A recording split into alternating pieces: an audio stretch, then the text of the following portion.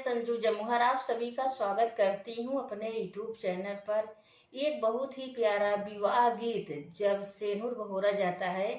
तभी ये गीत गाया जाता है। हाथ लिए सेनुरा कवन बुआ ठाड़ जी, हाथ लिए सेनुरा कवन बुआ ठाड़ जी, खोला घूट बेटी सेनुरा बढ़ाई जी, खोला घूट बेटी सेनुरा बढ़ाई जी, कैसे खोलू बुआ अपना घूट जी, कैसे